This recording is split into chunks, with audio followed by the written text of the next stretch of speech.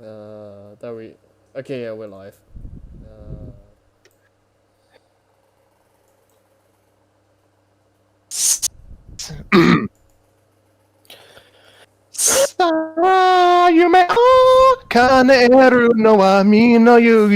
Wait, what? What are we doing? What the hell? You didn't prepare us for that intro. I wasn't prepared for that. Clearly. Oh, man. See, you know those foreigner speaks perfect Japanese videos that you always see on YouTube? This I is the can't do opposite. those at all. Mm. Hello, everyone. Welcome to our, as of now, final episode on Ottermelons Till We Make Our Ascent. I'm Scrappy Fan 92, and this is Story Time with Scrappy and Friends. What is it? Hello. Well, actually, it's Story Time with Scrappy and some very loose acquaintances. Oh, love you too, mate. Love you too. See how it is. Okay. Yeah, that's valid. Okay, fine. Then I'll kidding. never voice any. Yeah, you know what? Never mind. I thought you were close to me. I thought we had something, Scrappy. You know what happened? We have deep-seated enmity for each other. Is A that joke. what you call it nowadays? Yes, it's... When you're a shonen hero, love between your rival is no different from hate, and vice versa. Because you're stronger than I thought, Scrappy. Oh dear. Oh, boy. Reluctantly with us here... Reluctantly with us here today is Harry. Insert funny joke here. Here on short notice because we pulled him away from a friend, is Nova. That's fine. You will be released halfway through this. Do not worry. No. That's no big deal. It's not like I'm missing anything that important. You know, it's fine. I'll take your word for it. And with us here, also on short notice because his primary role isn't in this chapter again, is Tanner. Nico need to get the fuck out of here. Don't we all? Hey, Nico. And returning once more to do narration is our friend Lewis. Hi. Oh, It would have been better if you Okay, just that- didn't say anything. okay. Yeah. Oh, mother f***ing damn it. That's the power of smartphone apps, ladies and gentlemen. Yep. Oh gosh. Get a better pop filter. I've got No, a you pop filter. Nico need to get a better pop filter.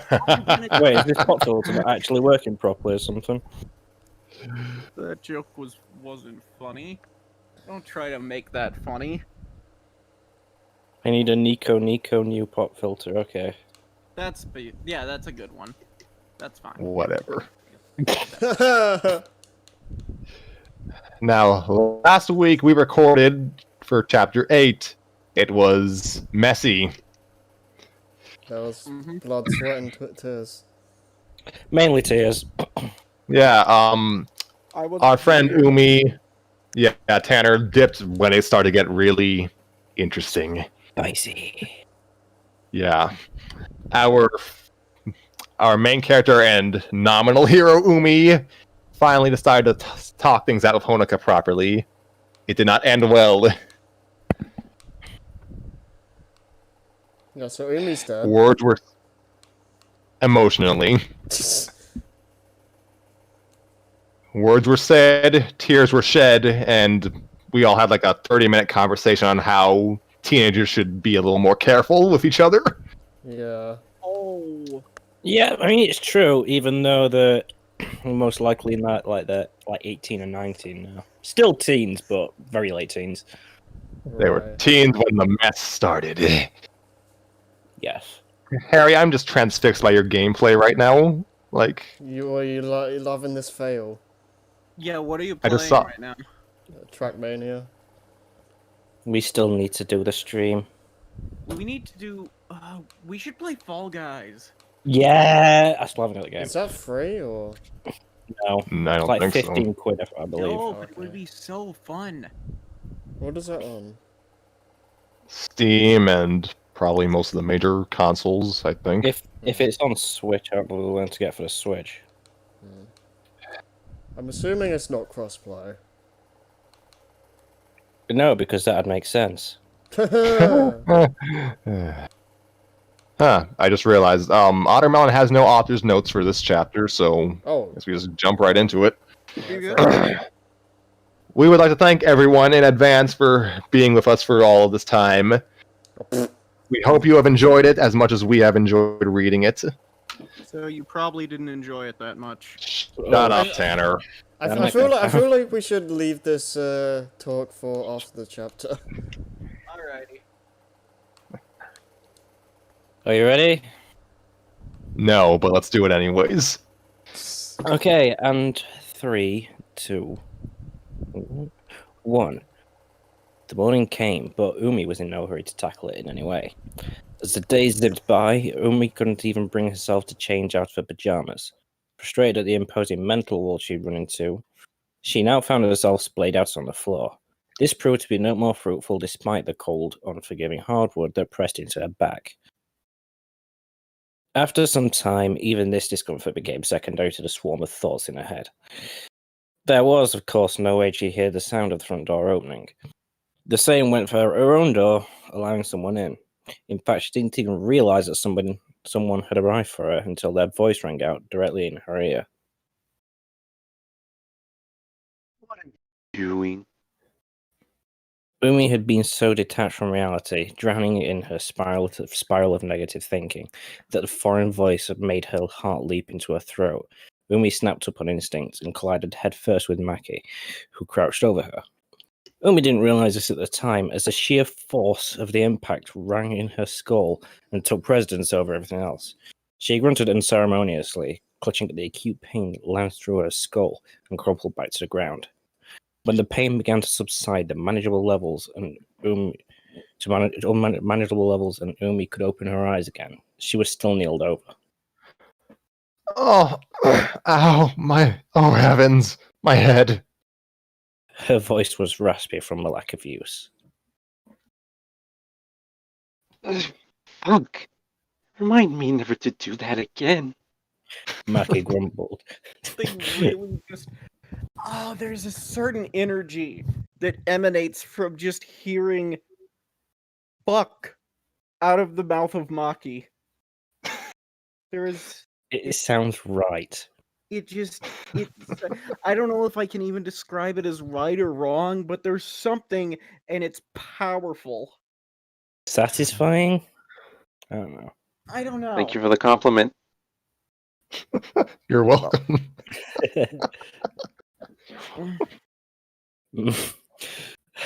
Hang on.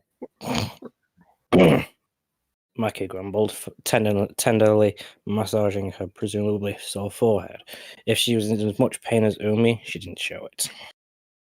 Oh gosh, you were coming? I certainly hope not. Shut up, Tanner. I had to. Umi muttered, shuffling into a sitting position with some difficulty. Her head complained every step of the way. Why didn't you tell me? There are better ways to announce your your presence than that. I did. Maki glared at her, pointing at her dormant smartphone on the ground. I texted you, and when that didn't work, I called. And when that didn't work, I just let myself in. The protest on the tip of Umi's tongue died when she picked up her phone, seeing the evidence for herself on screen. Oh. Sorry. She said feebly, bowing her head and instantly regretting it due to the dull throbbing pain that resulted. Did you forget? We're late for recording. Maki pushed after several seconds of silence. Umi had been scrolling idly through her phone, once again lulling herself into a daze before Maki spoke up. Right. Umi muttered without looking up. I don't really feel like I don't really feel like going today. Maki scowled, and Umi braced herself for a flurry of admonishment. Just when she thought it would come, however, Maki's face softened. Why? I don't feel like doing anything.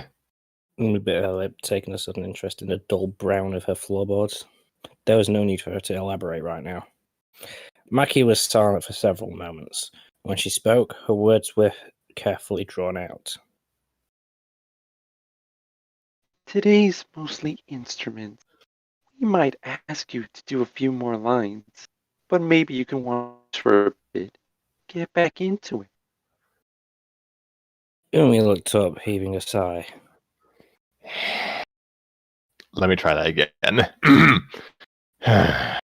You're not going to take no for an answer, are you? Maki shook her head. Umi reached for her phone and pocketed it. Fine. She conceded, though she was anything but happy about it. I really don't want to sing today, though. Truth be told, she didn't want anything to do with the song. Her conversation with Honoka was on endless repeat in her head. In the best case scenario, she could lay low during today's recording before slinking back home, so she could shut herself away again. Maki rose to her feet. Maybe you'll feel better once you hear how it's coming. She regarded Umi for a moment, making her think she was about to pry further, but she didn't. Umi stood up, but a sudden rush of blood to her head impeded her. She pressed a palm to her forehead, trying to will the ache away. The injury didn't seemed like it was serious, and Umi was grateful for that. She already had enough on her plate. The next couple of hours in the recording studio flew by, for better or for worse. Umi kept towards the back, watching each of the musicians take their respective turns. The guitarist went first, and though Umi struggled to stay present, she could appreciate the novelty of his part. Instead of keeping a rhythm with steady, regular chord progressions or playing the primary melodic part, it wavered in and out of the mix, playing lines that ran counter to the beautiful piano melody. The other musicians laid down additional takes as well. Even Maki went back in to redo a couple of parts. Umi could only force herself to pay attention for so long, though, and most of the recording ultimately passed by her in an oppressive haze.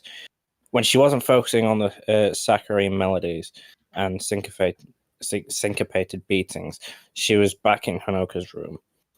Honoka's words rang in her head, gently and carefully delivered in a deafening silence. I can't look at you without thinking of what you did. Umi. Hey! Earth to Umi! Umi came back to reality with a start. Maki was waving a hand in front of her face, and she lowered it to reveal her stern yet concerned countenance.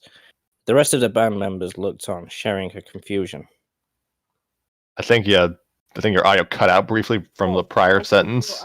I was wondering if that was just my computer, and I'm glad to know it's not. Shall I do the whole paragraph again? I think you can start from Maki was waving. Okay. You sound a little weird too, Scrappy, and once again, I don't know if that's my computer or not. When do I not sound weird? I know beating yourself She up, sells.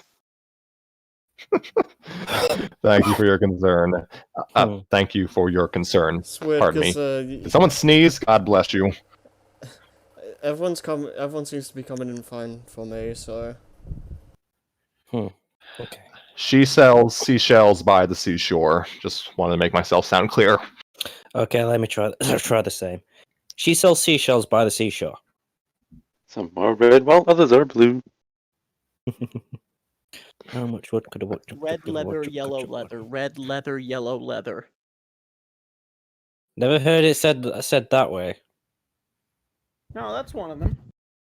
Red lorry, yellow lorry, red lorry, yellow lorry, red lorry, yellow lorry, red lorry, yellow lorry, red lorry, yellow lorry, red lorry, yellow. I'll lose myself a couple of times in. Red leather, yellow leather, red. Oh, this is off did to I a drop? fantastic start. Well, I Yeah. didn't hear you before you went. No, I I because the think I green. briefly no, dropped out of the call for a moment. Yes, you did. I guess I'm good now. Okay. Anyway, shall I go back? Shall I go back and we start? Right. Yeah, just start from that small paragraph. Alright. Umi came back to reality with a start. Maki was waving her hand in front of her face, and she lowered it to reveal her stern yet concerned countenance. The rest of the band members looked on, sharing her confusion. Pardon? Umi stammered, flushing. How long had she been spacing out? Are we taking a break? we're ready to move on. Maki explained. Before we start the third verse, though, I was thinking we should run through the chorus one more time. As in, everyone, including you. Umi frowned. Maki hadn't exactly promised her that she'd merely be watching today, but now she was confronted with the possibility of singing again. Her brow furrowed in irritation. Why? We already have a perfectly good take on the chorus. Umi protested. Is it necessary? Do we even have enough time? I'd agree if the chorus was the same the second time around, Maki had already pulled up the sheet music on her phone. but it's not. The end of the second chorus transitions into the bridge. It's just in a different key entirely. Maki handed her phone to Umi, who reluctantly took it, scrolling between the two sections of the song. So we need the end of that second chorus to serve as a transition, to make the key change smooth. Umi sighed. Her momentary irritation dissipated. She'd expected this, given the technicality of Maki's arrangement and the unorthodox structure of her own song. But she was almost at her wit's end. She intended to turn Maki down and let the recording proceed some other way, but she stopped herself. Maybe she was only holding herself back. Already she felt like she was repeating the same mistake she'd made with Honoka more than a year ago, breaking her own heart along with Honoka's, and then proceeding to isolate herself from any form of potential help. If she quit now, she didn't know when she'd be able to start pulling herself back up again. Despite the pain in her heart, she looked up, putting on a weak yet determined smile. All right, I'll do it. Maki flashed her a smile in return. Great. That means a lot. But the skin-crawling dread that lingered in every step Umi took already made her doubt her decision. We'll just use the takes we have already. Maki explained from her vantage point at the soundboard. But for the lines that segue into the key change, just follow the sheet music. Sound good? Umi nodded. She restlessly shuffled her feet. The longer she stayed in the recording booth, the more she questioned her own commitment. What was she doing, standing here and pretending like everything was all right? Maki herself had told Umi that putting on a brave face was unhealthy. She and Honoka had both seen the long-term effects of that.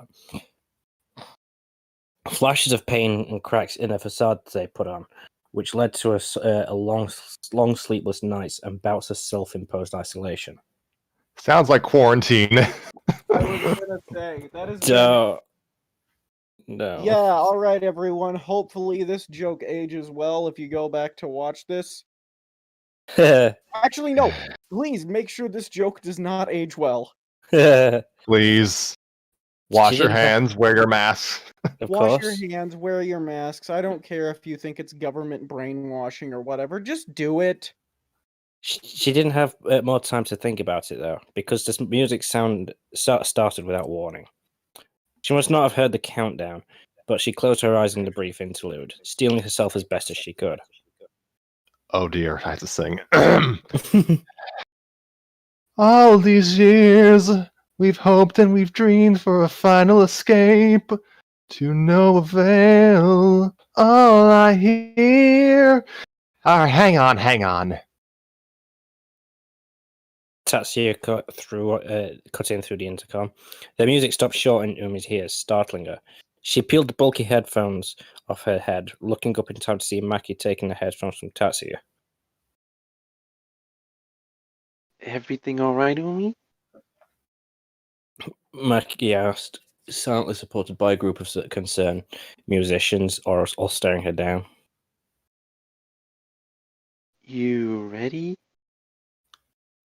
Yes. Umi's tongue felt like dead weight in her mouth. Yes, of course. She repeated more firmly. My apologies.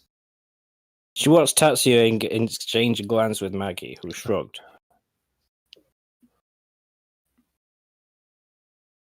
We'll run that again from the interlude, okay? Maki said, tapping on her headphones. Umi fumbled with hers before getting them back in place. She found herself taking several deep breaths to focus on the lyrics. She didn't feel the need to explain herself yet. Unsatisfactory takes were an inevitable part of the recording process. She just needed a moment to recollect it herself. Carrie, did you say something? No, I'm good. Okay. Come on, Umi. You don't know when his chance will come again. You have to do this now. She flinched when the rush of piano and percussion reached her ears, not having heard the countdown from the other room. She couldn't contain her worried glance, shot at the other room. Maki frowned, but urged her to continue with a wave of her hand.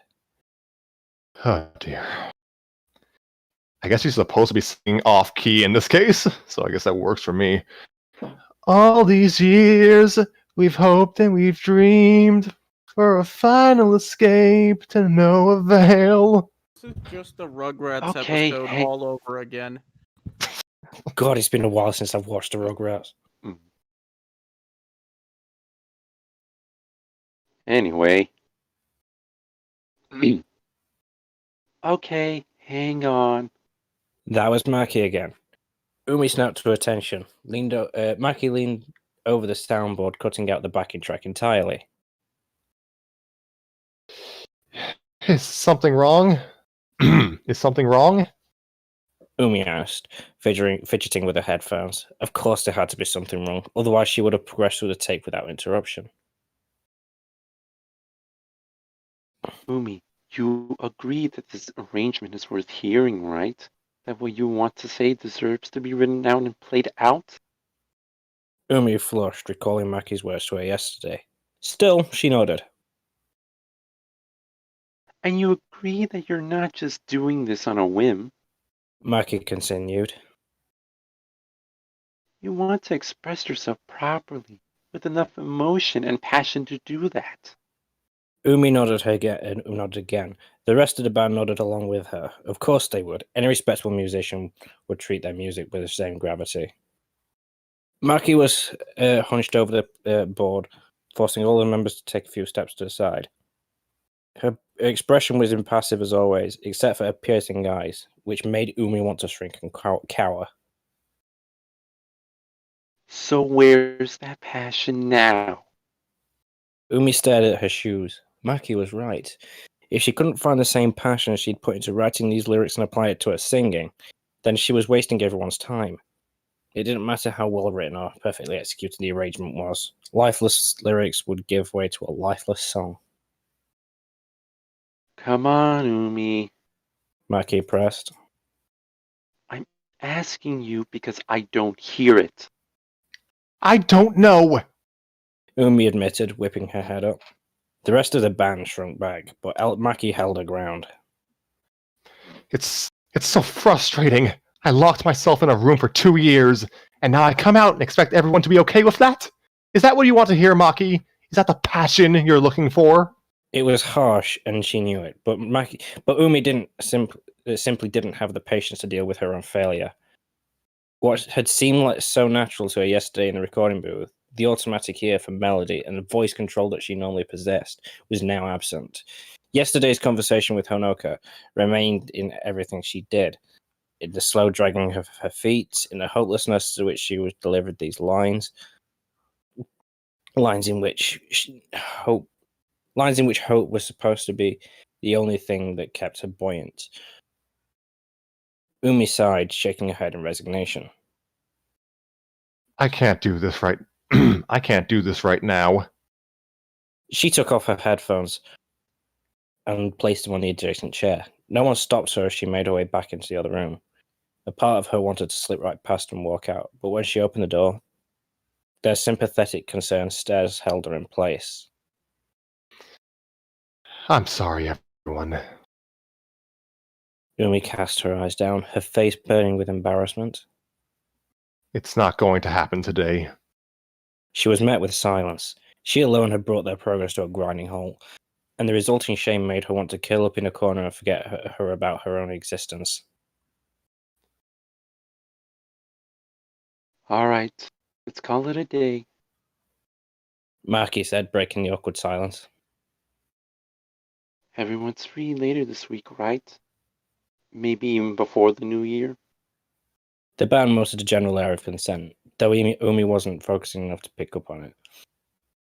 All that mattered was that she could get out of here, not bothering to wait for a specific date or time. She pushed through the exit, not looking back once.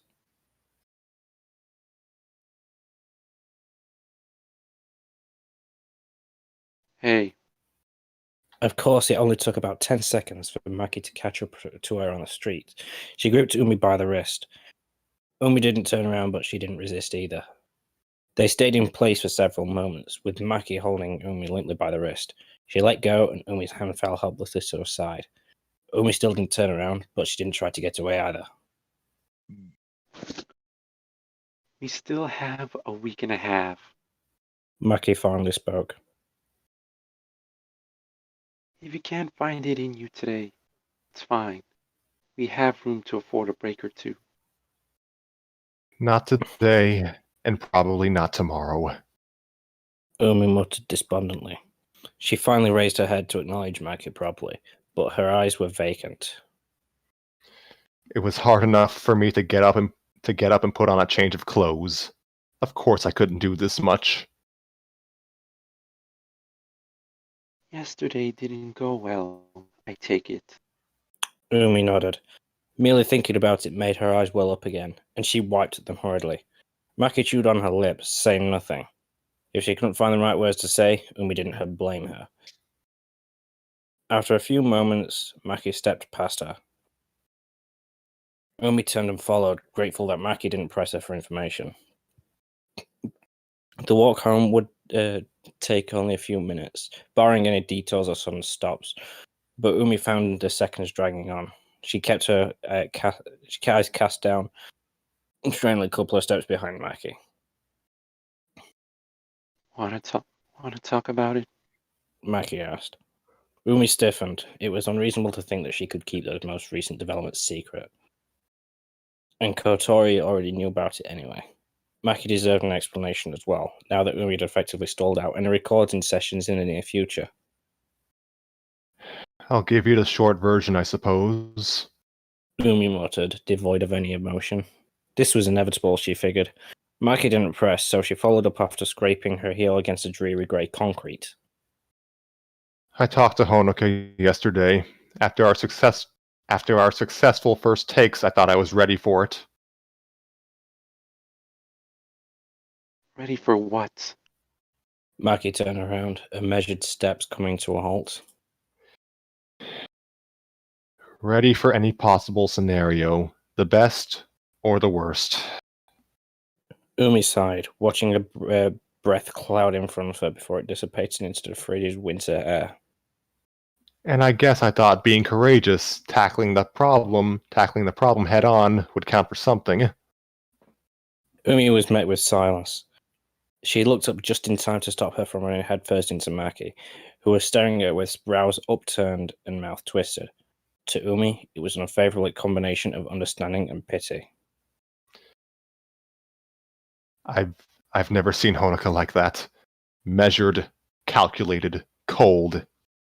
That's how she rejected me. I couldn't take it. The pangs in Umi's chest intensified. Nothing could have prepared me for that. Not even knowing it was a possibility. Fear briefly appeared on Maki's face. Umi figured that she was trying to picture an unfeeling, despairing Honoka in her head, to little success.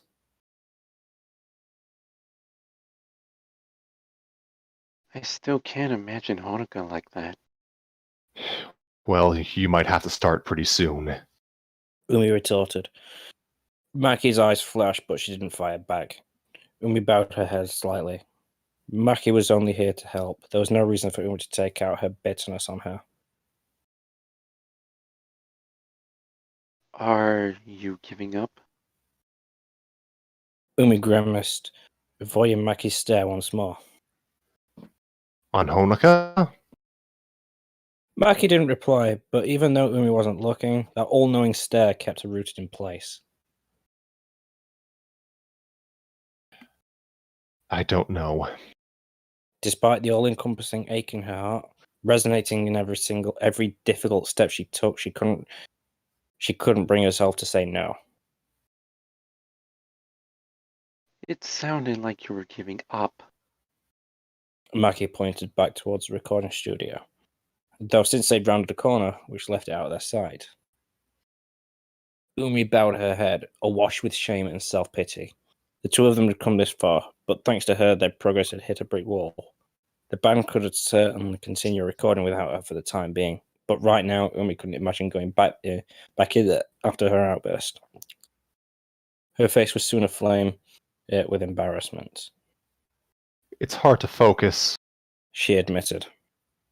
A part of me had high expectations. I wouldn't have come back if I thought I was setting myself up for failure. Maki crossed her arms. Umi didn't expect her to say anything that would instantly make her feel better, but she still desperately needed something like that to hold on to. It'll get better. Maki's tone was even more clipped and blunt than usual. To Umi, it seemed highly inappropriate. Umi took in a sharp breath, but that wasn't exactly what she had in mind. What does that mean? Who are you to say? She snapped. She instantly regretted it, but Maki hardly even flinched. I can't tell you that, but you and Honoka are... She held up her hand, showing Umi two slightly crossed fingers. Tightly crossed fingers. You're better than that. How do you know? Maki shrugged, turning around again to lead Umi home. Before she did, Umi caught the faintness of a smile on her face. It's the premonition Winter gave me, maybe? Umi tilted her head, lagging a few steps behind, until understanding dawned on her face. Please. Despite herself, she had to smile. Now is not the time to quote old news lyrics. Just to check, that is snow halation, right? I'm 90% certain it is. What were the things it said? The premonition Winter gave me. That's probably snow halation. I'll check afterwards. Yeah. actually. I don't know of any other Considering the novelists. title of Snow Halation, I wouldn't be surprised. Well, I mean, yeah, I can't think of any other Exactly what I was song thinking. that has like snow in it. Okay.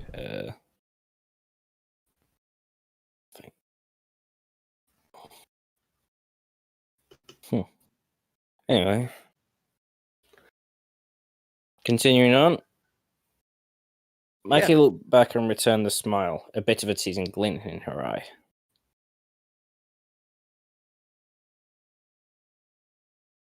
I wouldn't overlook it. Fuyoga Koreta Yokon is a little too fitting, if you ask me.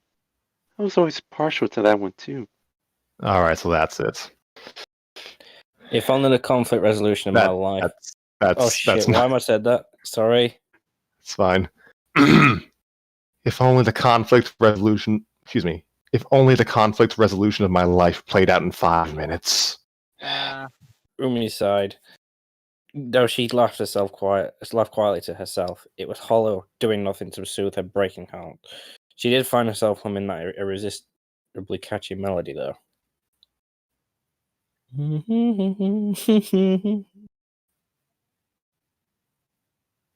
3 days had gone by since Umi had last left the house. The only reason Umi knew was the rigid mechanical numbers on her phone, which mercilessly ticked away the hours. Somehow, she'd managed to hold herself up again without incident. Maki sent her updates on the recording, though Umi responded with the bare minimum effort. She didn't exactly know how. She didn't know actually. I'm crap with words at the moment. She didn't actually know how well it was going without. Yeah, take your time. Sorry. Thank you. The group chat wasn't as active as she thought it would be, though both she and Honoka had remained silent throughout. She knew that Honoka needed time to process the gravitas of her words to Umi. And that she'd probably spent a good deal of time on her own as well. Still, a more selfish part of her was grateful that Honoka had retreated into herself again. If she'd seen Honoka acting like normal in the group chat, it surely would have sent Umi even further into the abyss. Ever since she'd come home, Umi's dreams had been less than coherent. Some nights they were little more than blurs, smudges of colour, and nonsensical moving scenes. Now she dreamed of Honoka, though that was about as much as she could recall. In each fleeting scene, all she knew was that Honoka was inconsolable, a reflection of Umi's own sorry state. Even after she woke up, Umi spent several hours in bed, getting up only in vain attempts to convince herself that she was still functioning. Time seemed to pass her by, and before she knew it, New Year's Eve was little more than 24 hours away. It would be getting dark soon, and Umi had left her room a grand total of 2 times today. She had to get out of the house. She threw on some clothes, combing some fingers through her hair even though the effort would be wasted, and slid open the door. She would only be a few minutes. Her parents wouldn't notice. The path she took was familiar, and not simply because she had yet to eclipse the vicinity of her house. This was the route she used to take to the school, the same route that Honoka had led her down just a few days before. The quiet emptiness of the street was tense before, yet it had folded as they walked. The two of them, out past their bedtime, tentatively reconnected over their shared fears, their shared wistfulness. Now that same emptiness was a reflection of the hole in Umi's heart as she walked, her head bowed low. Perhaps subconsciously, her feet carried her up several flights of stone steps, and she found herself at the top of the stairs, under the torii of Kanda's shrine. Umi took stock of the shrine, half expecting Nozomi to be there in preparation for the new year, but she seemed to be alone. A suspicious glance behind her confirmed this. She could never be too sure. She took a few steps, and the memories came to her immediately. Countless holidays spent together, with Honoka's hand locked with hers, tugging her through the crowd to the shrine's offertory box. Honoka would always pray for the same thing, their happiness. It took several different forms over the years, but she'd always end her prayers the same way. A different scenario unfolded, gradually gaining clarity as though it were a video buffering in her head. They'd just lost their chance at competing for the love life. Honoka, Armstrong wide, vowed that if their final bid at immortality failed, it wouldn't be for lack of trying. Honoka was right. I'm stuck in the past. And yet she couldn't help but defend her decision to stay there. Compared to now, to the mistakes that had piled up on top of one another since she'd graduated high school, the rosier days of their youth seemed so far away. In some ways, all of them remained the same. Kotora retained her quiet, cheerful demeanor. Maki still picked everyone apart with her eyes alone, even if she'd become more honest. Nico was still sharp-tongued and blunt, albeit caring. But Honoka had lost a relentless, boundless optimism that had driven both her and Muse forward. The smile that she put on was tired more than anything else.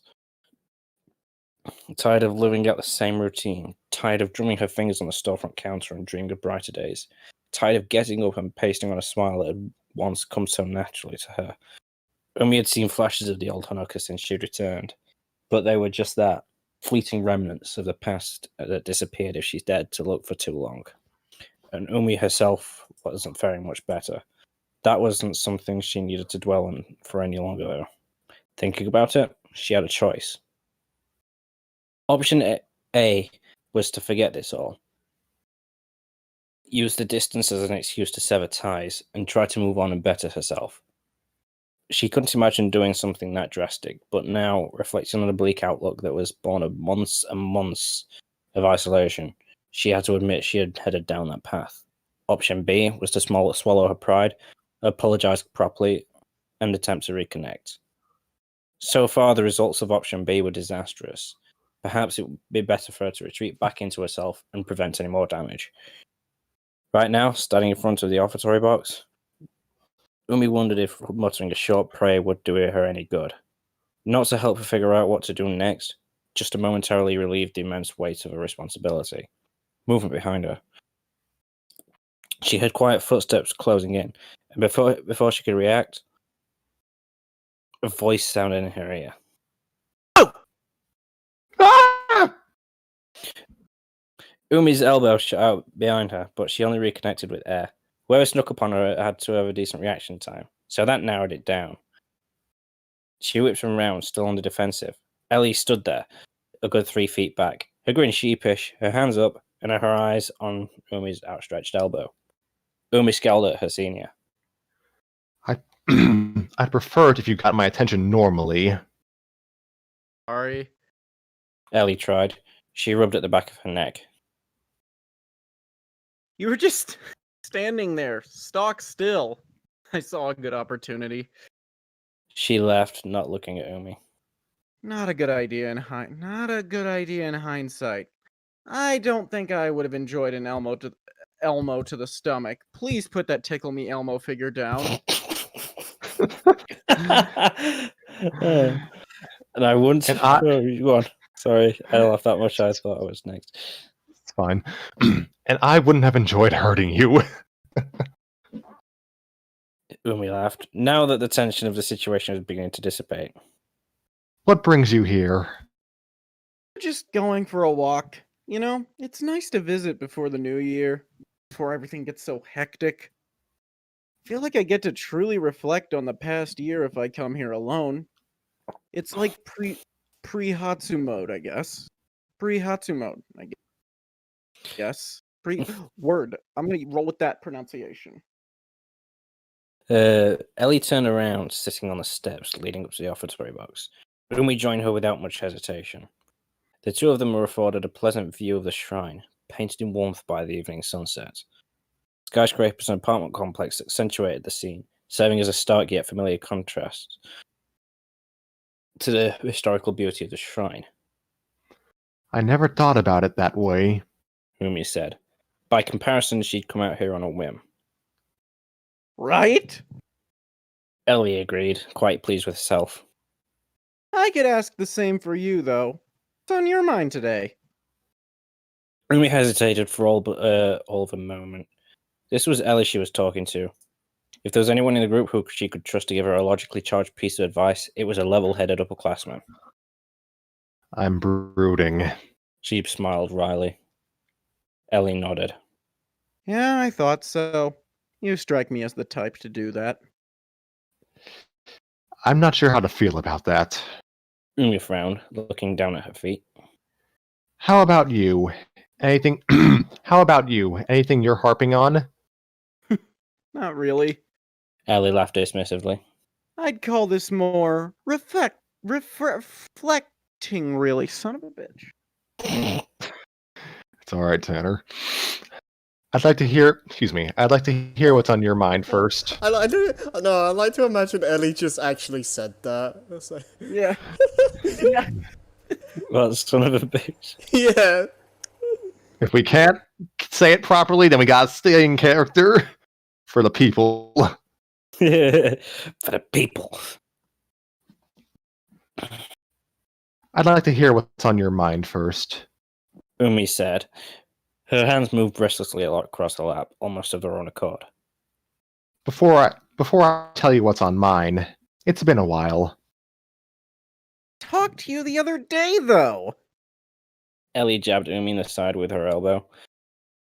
When Umi didn't budge, she relented. All right. Though it's nothing special. Ellie took a moment, presumably to gather her thoughts. The calm serenity of the shrine, unconcerned with the passage of time, was something that Umi had always appreciated as a sort of retreat. Today was no exception. Umi found that the torrents of self-pitying thoughts had slowed to reveal something a little more manageable here.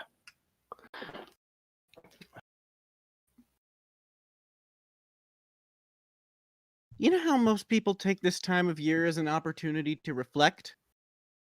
Ellie began. She folded her hands neatly in her lap, looking down. A shadow of doubt crossed her face, but it was quickly masked by her usual demeanor. Well, I've done this every year since I graduated, and each year that goes by, I feel a little more ashamed to say that to show my face around here. I'm so sorry. I am off today. It's fine. It's alright. Ellie's carefree tone remained, but her relaxed demeanor had given way to something a little more somber. I'm afraid that I'll run into someone from high school, and my reputation precedes me. Not just as a member of U's, but as a star student. That feels so far away now. Sounds familiar. Umi observed. Ellie looked up to meet her eyes. A thin film of sadness and wonder obscured her normally bright blue pupils. Yeah, when you were talking about college, it reminded me of myself. I always have to scramble for an answer, but I can't imagine it's any easier for you. Even though you've had much more time to figure out your answer. Do you know what you want to do? Umi asked. No, not really. Unless try a bit of everything counts as an answer. Ellie smiled wryly. I guess that's where we differ. I'll gladly throw myself into something. If I had the money or confidence to commit to it. She has money. I had no idea, really. Umi said, bowing her head. If I hadn't been so self-absorbed, Oh, enough of that. Ellie reached up and ruffled Umi's hair. I'm glad I ran into you, actually. I heard this home visit isn't going the way you wanted it to. The transition from subject to subject was seamless. Umi wanted to stay on the topic, but judging from Ellie's firm yet well-meaning stare, she was having none of it. You heard? Umi repeated, feeling her skin prickle and her mouth tighten. From who? And how much? Nico told me. She heard all about it from you at the cafe on Christmas Eve. You still have some things to sort out with Honoka, right? Umi drew in an anxious breath. That's an understatement. She muttered, averting her eyes. Ellie didn't know everything yet. Just up until a few days ago, she might have tried to tiptoe around the subject entirely, but her past actions seemed to pale in comparison to the verdict Honoka had cast down on her earlier this week. I'd say I was surprised when I heard some of the details, but it really explained a lot.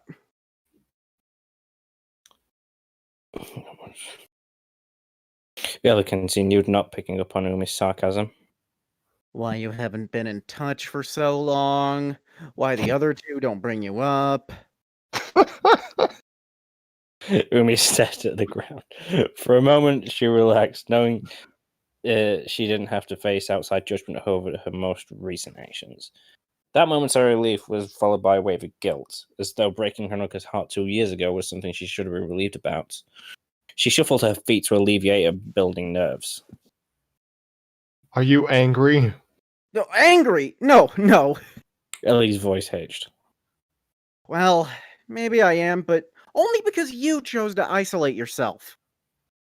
I'm sorry. Umi tried, but she was cut off by a swift finger to her lip. Nope. Don't want to hear it. You can depend on us, you know? Umi sighed, allowing herself a tired smile. Can you remind me more often so I don't forget? Ellie left, giving Umi a playful shove. Off the stairs. Oh, hey, Nico. Call back to a joke that was played that I said when we weren't recording. Oh no. Context. I just remembered.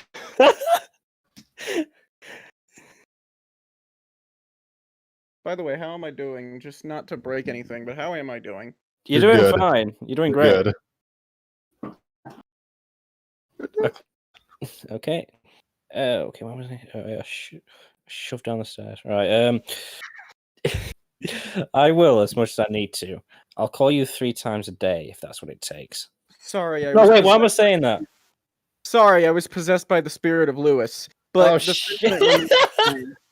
Sorry, go on. You do it. You do it. I will.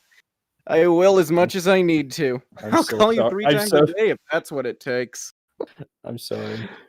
It's fine. Oh, that's where we get off topic. Well. Umi had no choice but to give in.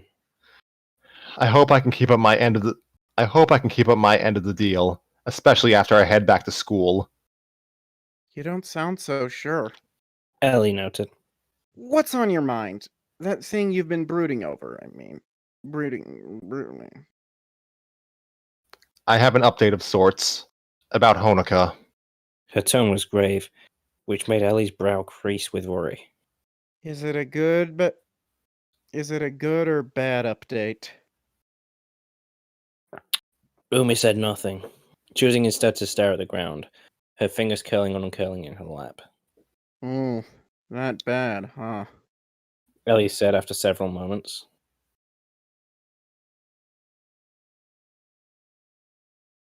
Umi nodded. She couldn't bring herself to say it aloud.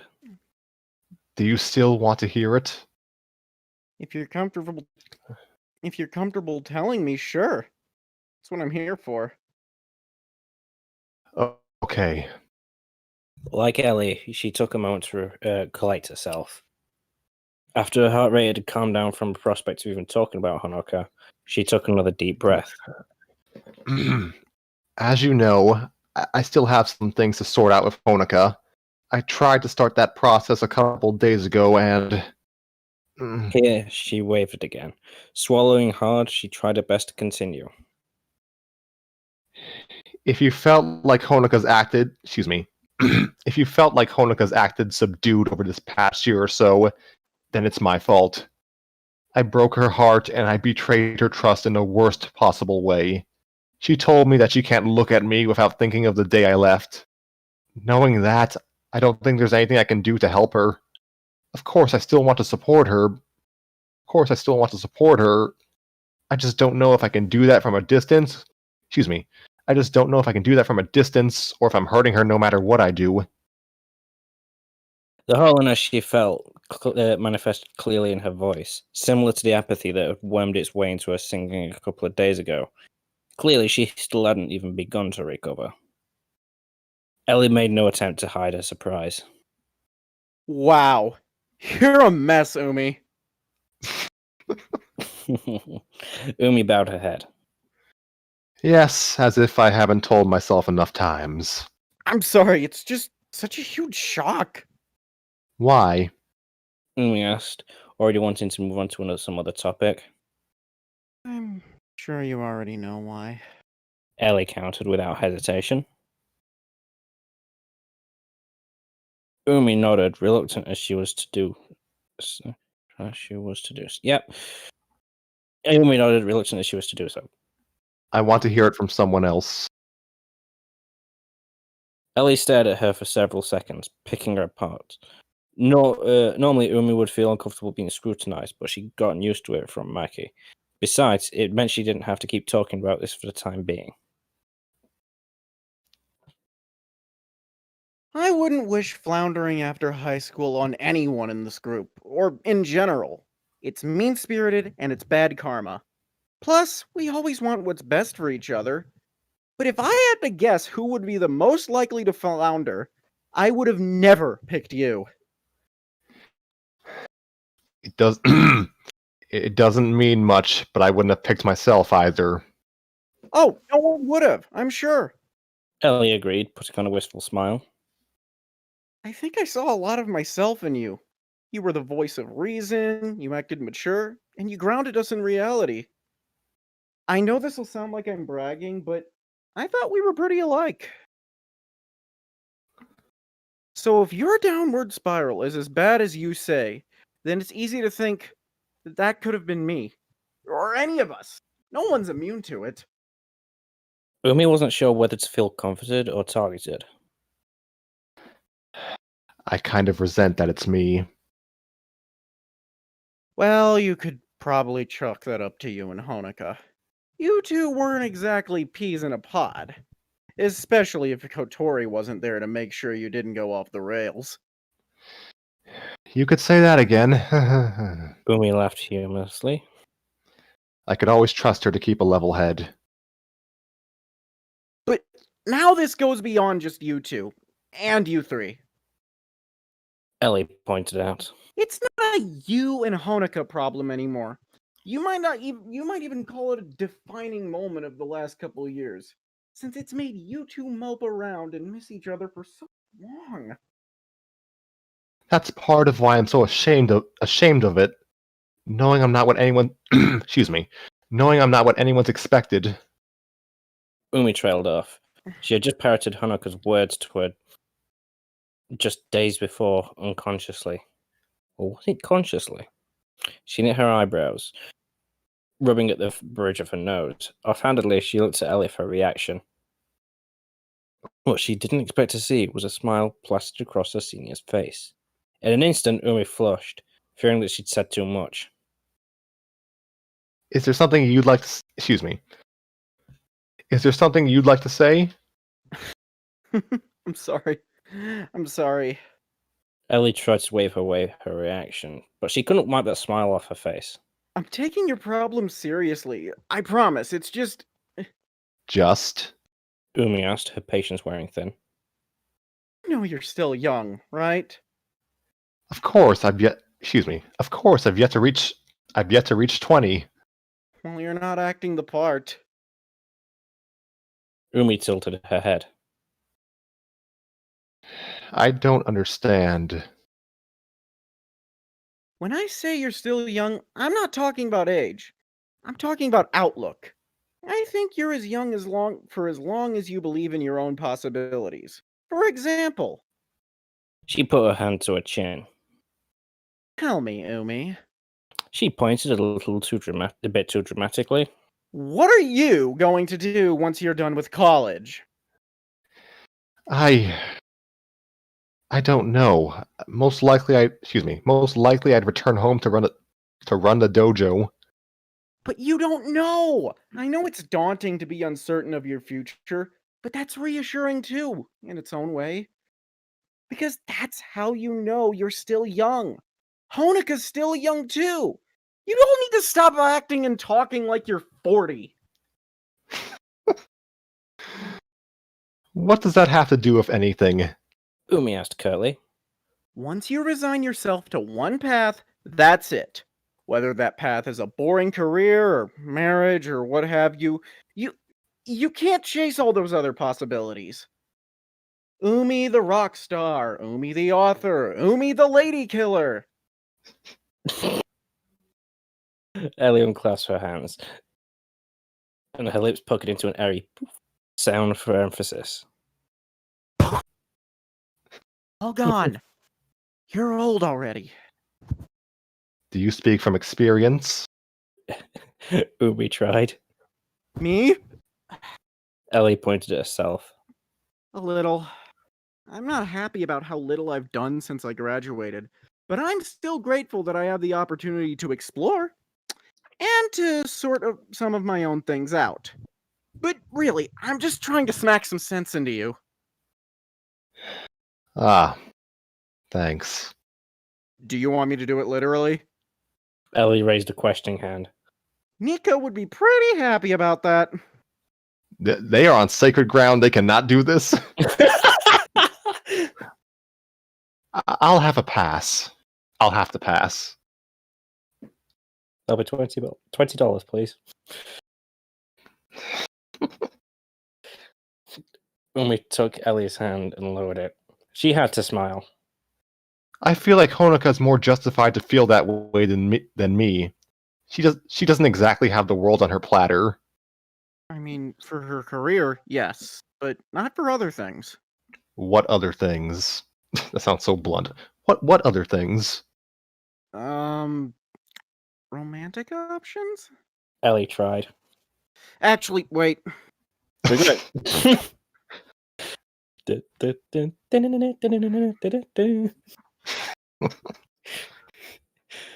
Regret crossed her face immediately, making her pull an exaggerated frown.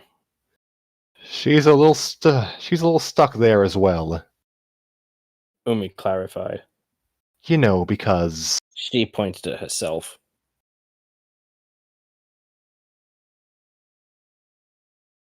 Ellie laughed awkwardly, petering out before long. Right. Not the best example. does the great wise Ellie senpai have any advice for me there? Umi asked, only half joking. Ellie offered her a smile before falling into silence again, and Umi was grateful for that. Not asking Ellie here would be a sorely missed opportunity. Let's see.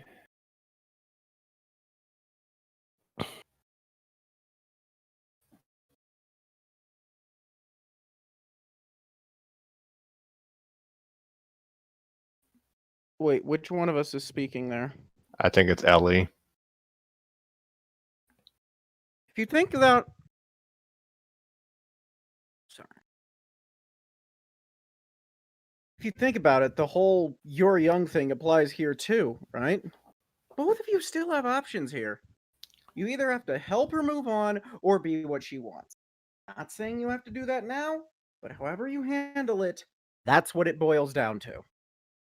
Umi thought about Kotori's advice to her on Christmas Eve, which mirrored Ellie's take on the situation now. What if those two aren't mutually exclusive? Then it's a pretty easy choice. Ellie concluded. Easy, easy to make, but hard to carry out.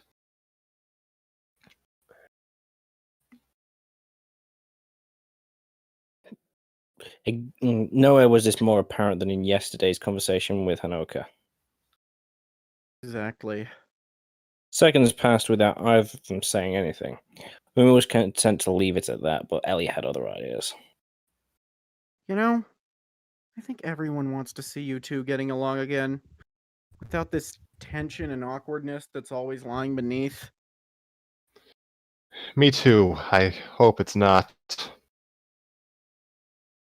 She trailed off. After the rollercoaster of emotions she'd been through in the last few days, from soaring heights to the most despondent of lows, she couldn't call her relationship with Hanoka hopeless. She wanted to believe in Maki's reassurance. And above all, she wanted to believe in Hanoka's health. Not just wishful thinking. Ellie finished for her, making her heart drop a little.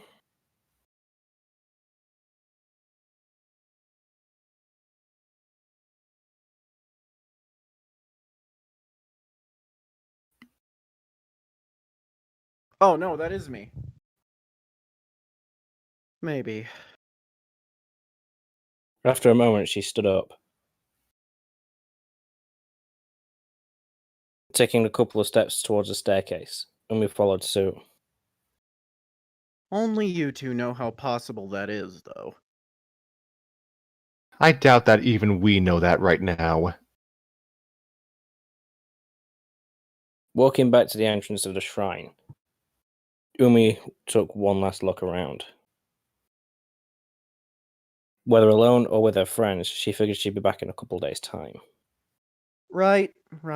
It's complicated. Well, I have your back. Honika's too. Likewise. The main set of stairs came into view. Having walked up and down them for most of her life, they were normally a non-factor to Umi, but seeing them now made her head spin. Where are you going? Do you have plans tonight? Don't know. Sorry. I kind of ran. I feel like I didn't. Hold on. Can I just do my line again? It was a little wonky. Where are you going? Do you have plans? Do you have plans? Do you have plans tonight? Don't know. Wait, Lewis has to read the rest of the text. Like she asked, attempting. Okay, sorry. It's fine. Do you have plans tonight? Oh. Where is it? Well, fuck. Oh yeah, she asked, attempted to hide a sudden onset of vertigo. Don't know. Ellie stretched her arms far above her head. Might just stay in, have a couple drinks with Nozomi. Hopefully Nico can come too, if she, doesn't have her hands full with her family. Sounds like fun. Umi smiled, despite herself.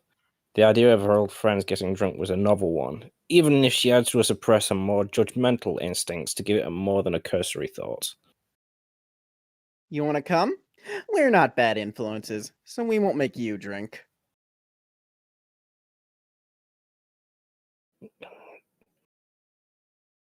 Ellie winked. You got a few more months before you're legal.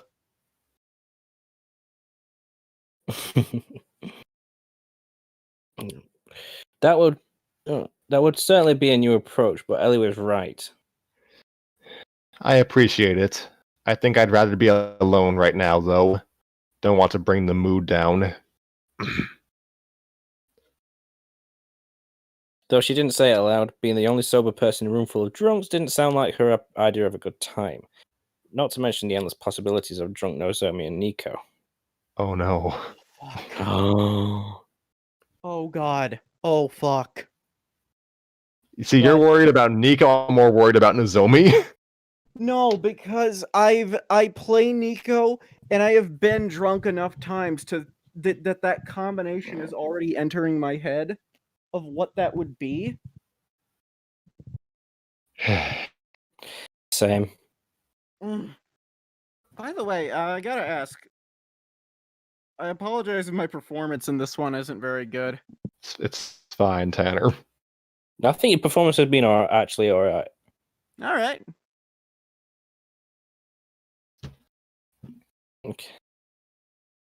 Okay, so where are we now? Oh yeah.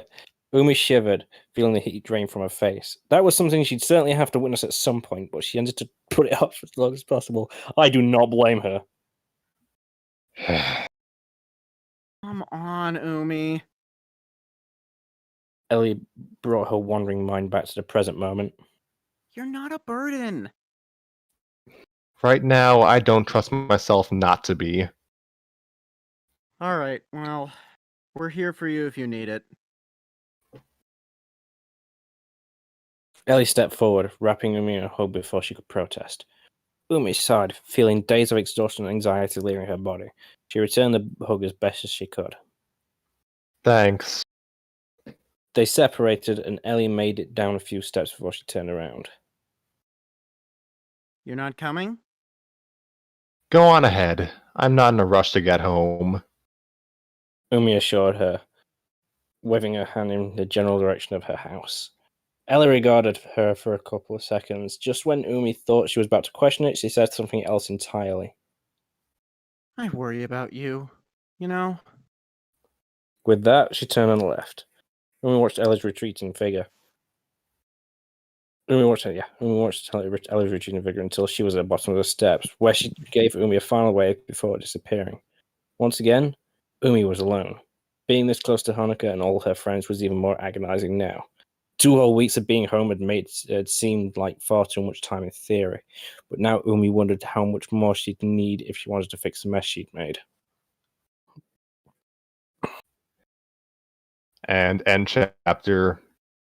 I'd just like to do one thing that sums up Umi's present situation. So how lovely of a spot to end this story for the time being, eh?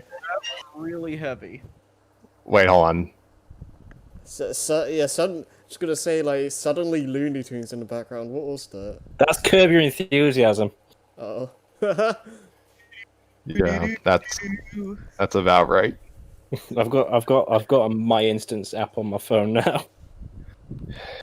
Yeah, Ottermelon so graciously included in their notes that the song that Nova said just translates to the premonition Winter gave me. That is not snow halation. We apologize for that. Oh. So there was 2 winter theme songs that they made. So what? Yeah. Okay. What? Based off. Go on. No, I was gonna say, what is the song that they used? The premonition Winter gave me. That's the name of the song. Oh, that's just the name of the song. Okay. That might be like a. That's definitely not an anime song. So. It's from School Idol Festival, the game. It's okay. Based off of the wiki I'm reading. It's from the upperclassmen subunits. So Maki, Okay. Ellie, Nico. Actually, Maki's not upperclassmen. It's just Maki, Ellie, and Nico singing, apparently. Right. Okay, yeah. That makes sense. So, what an interesting chapter, and wow. I know. Yeah, that's Cliffhanger. again, that's one way to go, end it, for now. Yeah. That was. I wish I didn't relate to so much of that. Yeah, especially, like, just wanting to, like, stay in your room and, pretend that you don't exist. So trust me, even before quarantine started, there were plenty of times that I just wanted. It just felt like that. Yeah, just again- emotionally, yeah. Because Go on. Wait, who? Me? Wait, who? because there's plenty of times where I'd fucked up this year.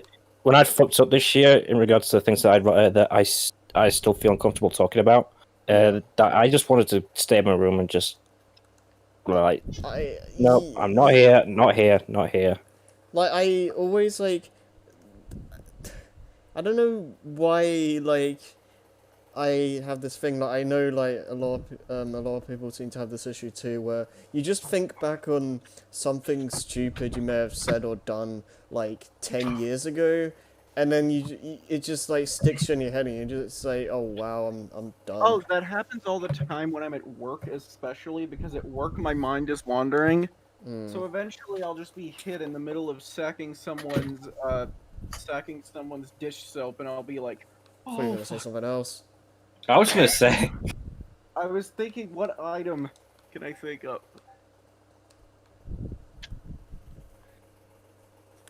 Sack in a box of condoms.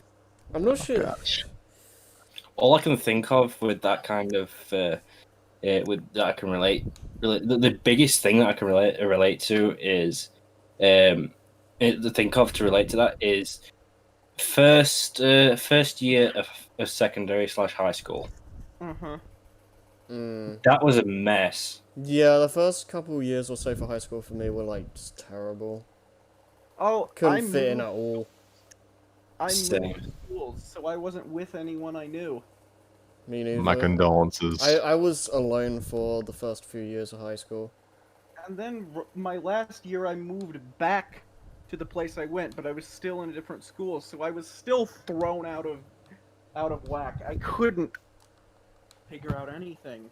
Yeah. And Yeah. this chapter just gets at just that ringing guilt in Umi's head throughout all of this. I really like that. I had fun playing Ellie. I hope I did well enough. You did You really did. good as Ellie. You were good. Yeah, 'cause you were very clear in your deliveries. Yeah, because I didn't want to sound like my delivery was too forced. Mm-hmm. You got big anime sister down pat. Oh, thank you. Which is weird because I think that's Nova's role in this cast. It's funny because Ellie's counterpart in Love Live Sunshine is an actual big sister. Oh, Yeah, Oh yeah, Dia's yeah, yeah, yeah. interesting. Well, Yeah. Dia's, We'll get to Sunshine soon enough. Dia's a bit more out there than Ellie, but yeah. Well, yeah. Oh yeah, Dia's crazy. They still have like the babe, like boo boo. oh, and that's something that I relate to too. When she was talking about, I saw a little of myself there. That's something that happens to me. If I see myself in a person, I get scared if they fuck up, or if I see, especially if I see, like, things in myself in bad people, I get really scared. Mm, I can understand that. yeah. The only what was I thing going that to say? makes me do is just like try to be less of Oh try yeah, try to curb that kind of that behavioral trait in yourself. You know what I mean?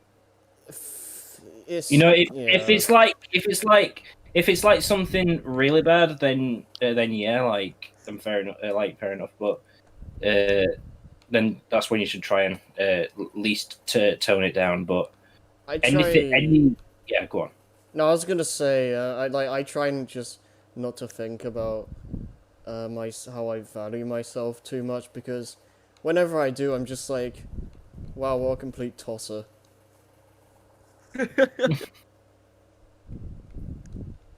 What was I going to say? Yeah, I'll listen to the playback on this eventually because I'm still behind on transcribing all the dialogue for other episodes, and then I'll realize what I finally wanted to say, and I'll be sad. What was I going to say? For Pete's sake! Oh, Ottermelon, you just know how to cut to the heart of an issue of the post-college generation. This speaks to me on an existential level. Yeah. I feel like this has to be be written from experience, because this is like like really realistic. Insightful. There we go. Yeah, it's like it's When- surprisingly hits close to home. When there's a when something like this is written, whether it's an original story or a fanfic, you can bet your ass that it's that at least some of it comes from experience. Yeah. A lot of stories do come from experience. So absolutely. I've never seen the show off of which this is based, but I still relate a lot, and that's kind of weird because Deadpool is not a character I created, but I find a lot of personal experience going into my series when I'm writing it. Yeah. I'll be honest, Tanner. I think you should try to give Love Life at least a bit of a try. He's considering it. Same with Nova, I think. One thing I will say, I think I mentioned this several chapters ago, but one thing I have to commend Watermelon on, again, is the fact that you don't even need to really be a Love Live fan to understand this or follow the story. Yes. Like, it Yes. it kind of rewards you a bit if you have, but you don't need to, and I think that's a really, really good achievement. I think there's a lot of I think that also gives a little bit of credit to the people who the person who who writes Love Live itself, because the characters on there, whilst they can be very wacky, they also have these a lot of very believable kinds of life situations. Oh, The- I agree. Yeah. Like Any wait, character- that's not like going into this show itself. Like, there's a lot of like backstories and little tidbits of like just general life stuff that comes up and that you wouldn't have expected if when you're just looking at like promotional art or something like that. Yeah. And I think Watermelon's done a fucking stellar job of being able to adapt these same characters to the stages of life that they're in at that particular moment in time. Yeah, because like whenever you read fanfics, like there's usually like something off about a character or two. Like they're not usually like point for point what they're like in the show or game or whatever they're from. You don't and- say, Harry. I wasn't alluding to that, but sure. Can I okay, well, We're talking about Scrappy's Mario story. all right. But no, yeah, just Watermelon's interpretations of the characters are like more or less just one-to-one. I was surprised at how well they managed to work it into the story, and like the way the pacing was done made it so you what is it? You don't really dwell on one thing for too long, and when something needs to simmer, it gives you time to reflect on it. Pretty much what this chapter was, this was pretty much like a massive reflection chapter, and you had more lighthearted stuff to ease the tension a little bit. I will say that on that particular topic, I absolutely loved the scene with Ellie and Omi. Just Yeah, like that was like- good, That was heartfelt. so good. that was That was really great. good. That was Ellie- good, heartfelt friendship. Yeah, that was really good because Ellie. Yeah. This is why Ellie is one of my favorite characters in Love Live in general because she's stern. Like when you first come across Ellie in Love Live, SIP, she is stern, but when she's like on your side and she's able to and you're able to make proper friends with her, she's one of the most easygoing people that you meet. Oh yeah, I got that vibe just from reading this. And I do want to say what you mentioned is that the fact that there is a certain unfamiliarity, and you mentioned that it's a testament to how good the characters are, and I always say that ultimately a good story is nothing without a good character, because your story Yep. can be anything, but if your characters are boring, your story's boring. Yeah, exactly. But also the thing is, a story itself can be shit, but if the characters are good, then it's still there is a little bit of there is still Absolutely. something to be salvaged from that because the characters, it's like I'm trying to think of a good example of this, but I can't seem to think. Like a lackluster story, but the characters save it. The characters, yeah, when the characters are just that good that they manage to save it. I can't think of. I mean, Insert plot light comedy here, I guess. Mm-hmm.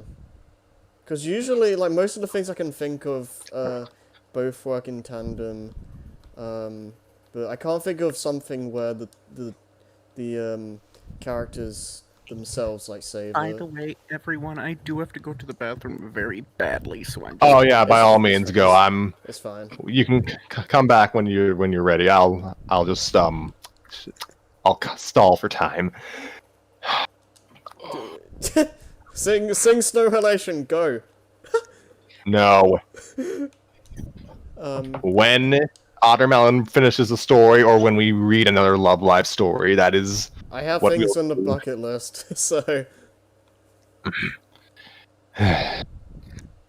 So I've just searched on my instance snow halation. What is Chad's snow halation? What the fuck is oh this? my god, it sounds I don't know. scary. I don't know. I'm gonna listen to it quietly and go. Have fun, Lewis. Oh man. Yeah, sure. But yeah, I think whenever we come back to this series, I think it only makes sense for us to find an Aqua fic. I'll I- search for one. That'll be great. I might make one. Harry keeps on prodding me to do it. There are some good ones out there that I've read though. Try to remember. Oh dear. What was I gonna say? And then there's Aqua plays D&D or whatever. That sounds amazing. I've got a D&D scenario based on Love Live Sunshine. Oh my. What was I gonna say? Oh yes, I really enjoyed this chapter. I guess I'm a sucker for breather episodes in general. Mm-hmm. This was just, it felt nice. It was better. It felt really good after the heavy shit that was it was the last episode, the last chapter. Yeah. Yeah. I know Harry's already got into this, but chapter 8 broke us. Yeah. Oh. I also like going back to Ellie as well. Like, I love that what is it? I love the whole like big sister dynamic she has, and the fact that she puts Umi back into reality, kinda. Yeah, she might not admit it herself, but Ellie's gone through some character development off screen since Love Live, the original series, ended. Yeah. She was always concerned for her other students' well-being, but this is not the hard-ass school student council president anymore. She has evolved. She's mellowed a lot. Yeah. Yes. Yeah. Oh gosh. I'm gonna look for a through TV tropes because there's fanfic recs on there. Oh dear. Going back to the whole like grounded thing, that is probably the biggest reason why I love this show so much, because none of it is really, well, I mean, they play it out, they play it up sometimes, obviously, because it's an anime, and you expect that, but for the most part, it's very grounded in reality, and the way the characters behave makes sense, and there's not really a lot of supernatural stuff. There's like a couple of instances, and those times are really weird, but for the most part... The flying car? Yeah, I don't get that either. Oh, bang, chitty bang bang, we love you. But yeah, yeah, Does anybody actually even remember Chitty Chitty Bang Bang? I do. I have never actually seen the movie, but I know of some of its iconography. Oh, I thought it was just a song. Okay, I just found this. Mari the Shiny Ghost. Synopsis. Yoshiko living the life of a university student, with classes, friends, and an overly friendly ghost. Oh god. Comments. Oh, a no. cute fic about Ghost Mari being Yoshiko's wingman in university. Oh no. That sounds like a good crack fic. It does. And the additional tags, angst, comedy, and fluff. Oh my. That's a combination. This is, I think this is a one-shot as well. Oh, okay. We'll put it on the list. I'll, How long is it? okay, let me have a look at the word count. Words, 7,927 words. Oh. Okay. We'll So we can this will do it. be... So this will be like an average episode of us reading a chapter of this. Pretty much, Basically. yeah. Oh, Like I said, I think I said this in the last chapter, I don't remember, but yeah, Autumn did do a fic for the Verges of Sunshine. I don't know if we'll do that at any point, but... Tanner. Yeah? I just found this particular... we're just thinking about a Love Live Sunshine fic to read. This is what I've just found. Right? This is on the TV. Okay. Is Love Live Okay. Sunshine the one where Nico has to do community service because someone frees her, and then she gets weird water rocket on her back? oh, man, What the hell? I wish. I wish. No, the students of the first series are not in Sunshine. It's a sequel series set several years after. I think it's like 5 years after. Yeah, I don't know if that's what... I don't know if that's, like, what it actually is, but that's what I always heard. What were you saying, Lewis? Okay. Okay. This is what I found through TV Tropes. The TV Tropes page on the Black Sunshine itself. This one's called Mari the Shiny Ghost. And And this is Yoshiko living the life of a university student with classes, friends, and an overly friendly ghost. Okay. And this is what was said on one of the comments. A cute fic about Ghost Mori being Yoshiko's wingman in university. That Oh, sounds fun. It's based off fan art. Let's have a look at this. Oh. Oh no. Okay. What's this? Oh, the funny part No, is... but what, Harry? No, the funny part... I was going to say the funny part is that these guys don't know what kind of character Yoshiko is. Oh god! Oh god, you guys would love Yoshiko. Oh my. Nova, what? You have any? Yeah. What are your thoughts, Nova?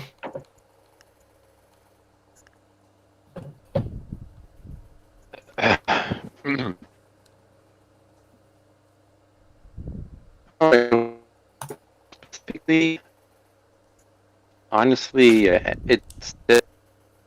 actually say it definitely shows Watermelon's prowess in writing. This chapter alone is shorter than like half of the other chapters. Is Nova glitching out for everyone else? Yes. I thought it was just for me. Unfortunately, yes.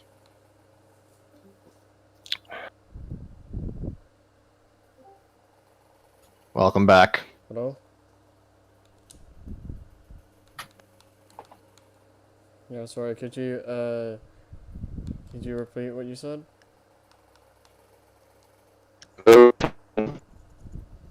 Hi. Ooh. Alrighty then. Anyways, I was going to say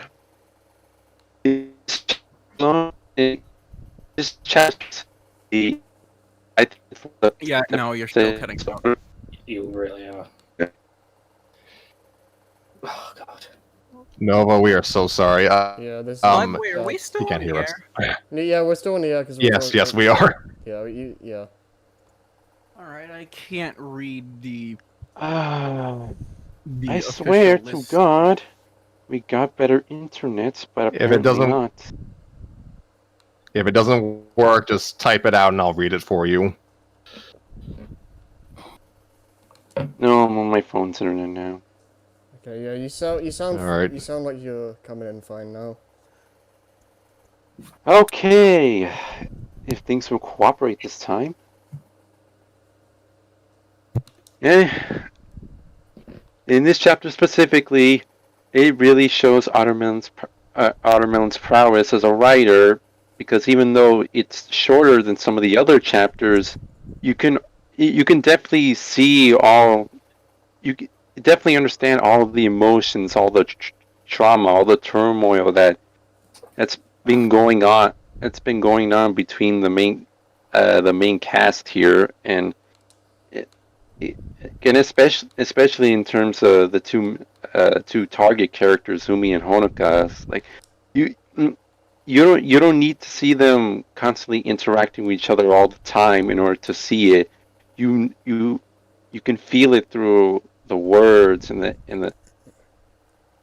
all the inner thoughts, and just basically just how they react, just their simple reactions to each other and to how things are right now.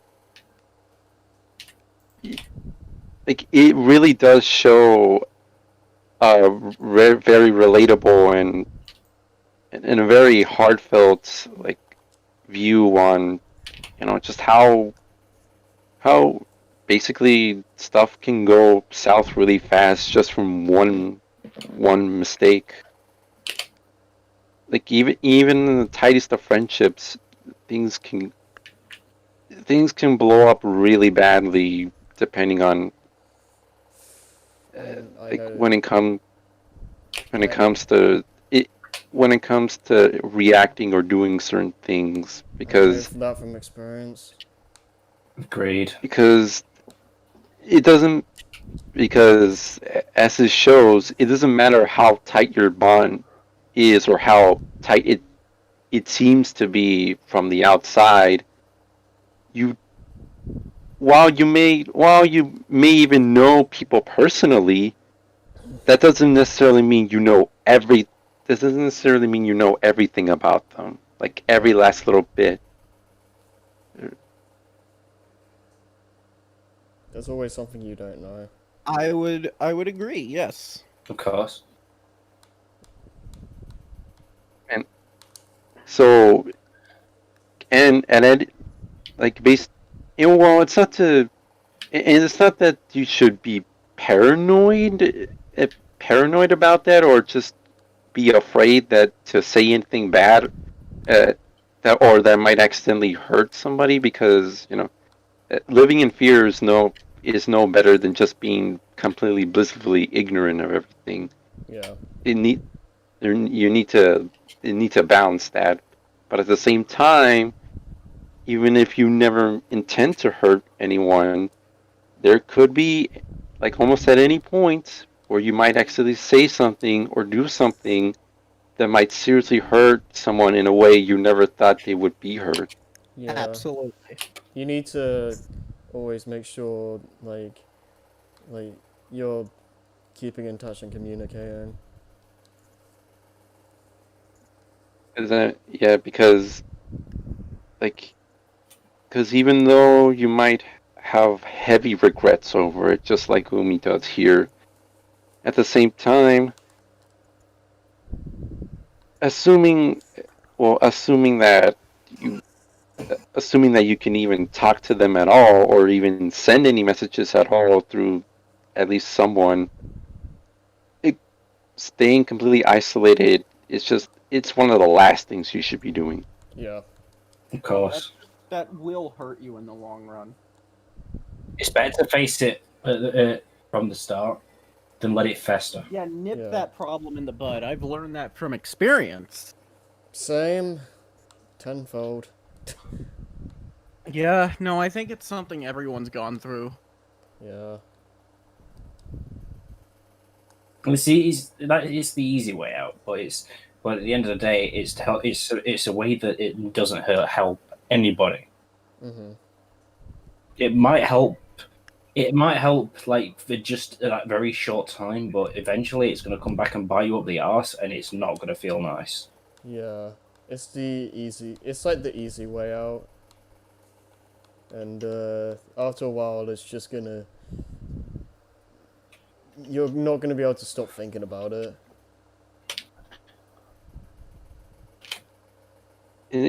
It's basically like that. It's basically like, the whole moldy food that you see on the playground or somewhere, or on the court, where nobody seems to be picking it up, nobody seems to be taking care of it. And even though it may smell bad at some point, still people just don't bother with it. They just leave it alone.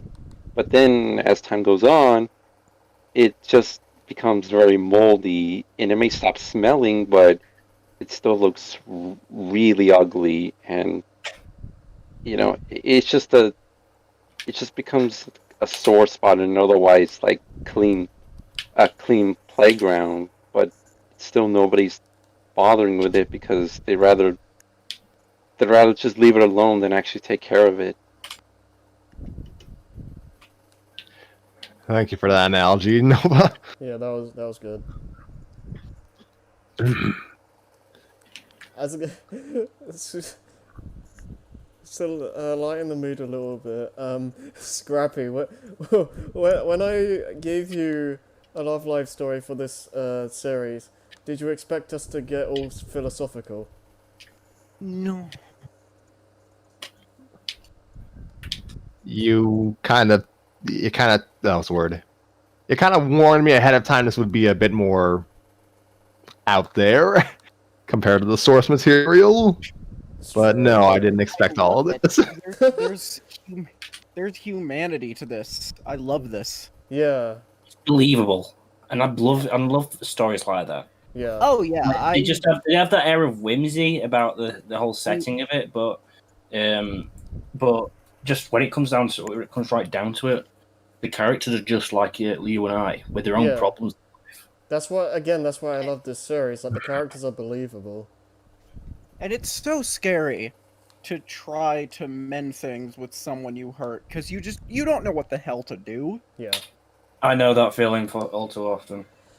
The first step is to try. That's just my advice for life. Oh, believe me, I've tried. Yeah. Sometimes, yeah. Sometimes you get your heart ripped out like Honoka did to Umi, and sometimes they're actually not that mad. And It's- that's the other thing, is that atonement is fun to read and write about. Themes like atonement and redemption, because I like anything that asks you, are you defined by the worst thing you've ever done, and can you be better? Mm-hmm. And I'm sorry if I, No, I see what you're saying. It's fine. I agree with you. Yeah, this story is not actually done, so it's kind of weird to give a final summation. Yeah, So I'm not going to. Yeah, I wasn't sure if we were supposed to do a final thoughts now, but God knows when the last couple chapters are gonna actually come out. Cause this one, when did this one come out? Like June, May. Yeah. So it's been a few months. Well, I look forward to it, and Ottermel and I once again tip my hat to you. Yeah. I tip my fedora to milady. Scrappy did give me the task of finding a love life story, and I hope this got that little niche going. Oh, this is great. Yes, it is some. Yes, who it was either Tanner or Lewis who mentioned it. This story has humanity. Yeah. Oh, that sounded pretentious, didn't it? No, I agree that it's got humanity. It's just a earnestness to it. I like that.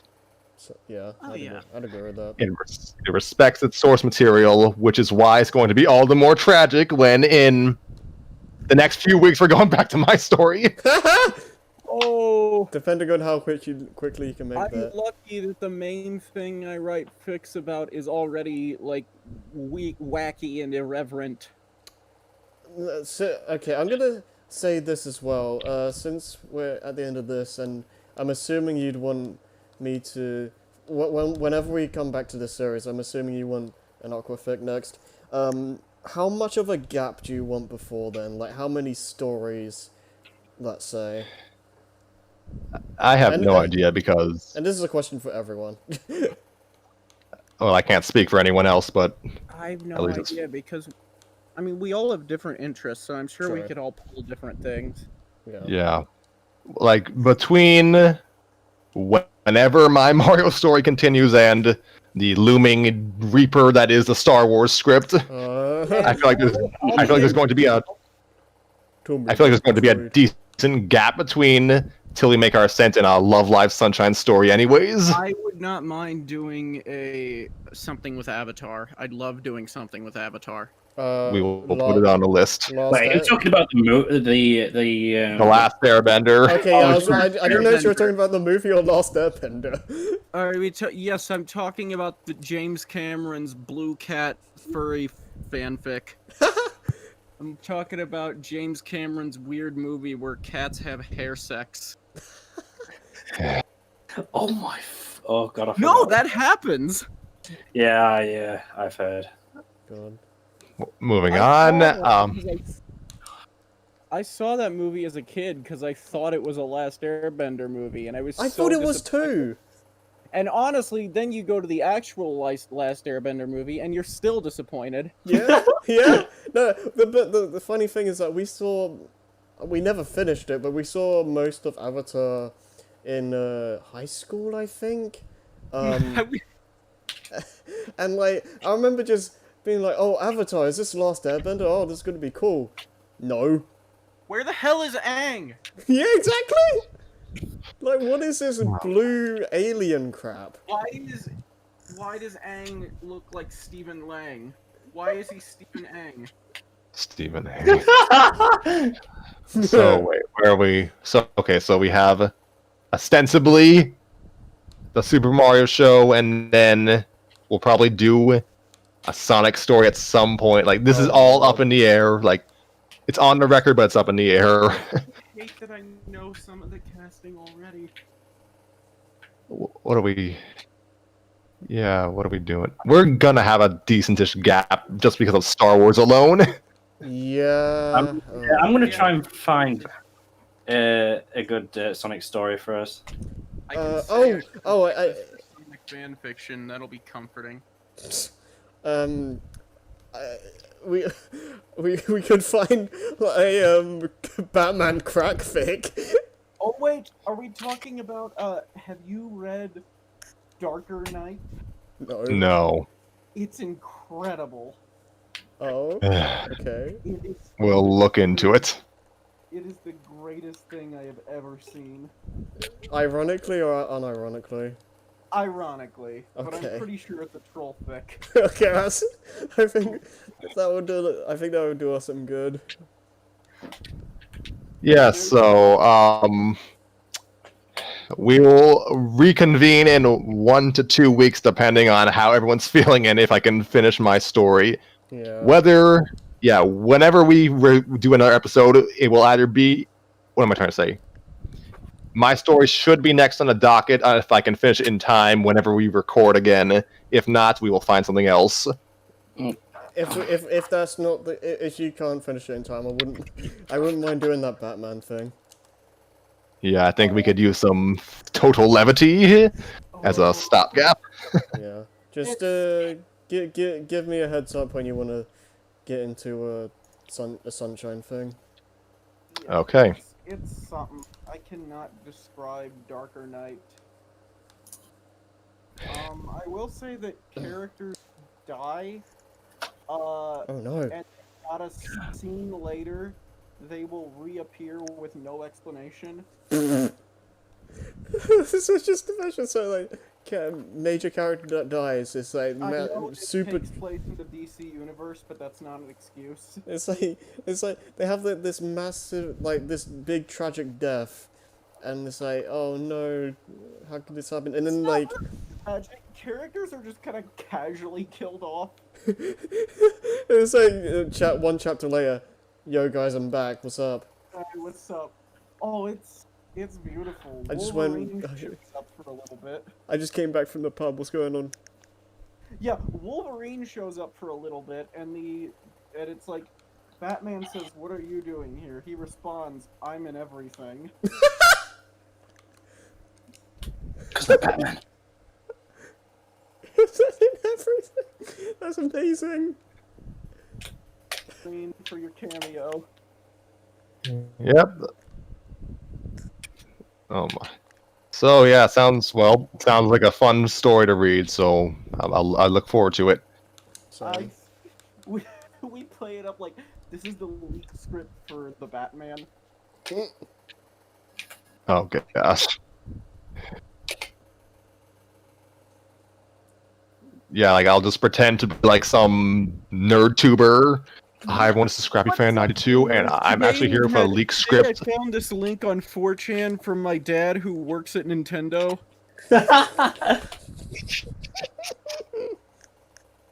Yeah, they're making a licensed game for the Batman film, Yes, and they somehow got the script.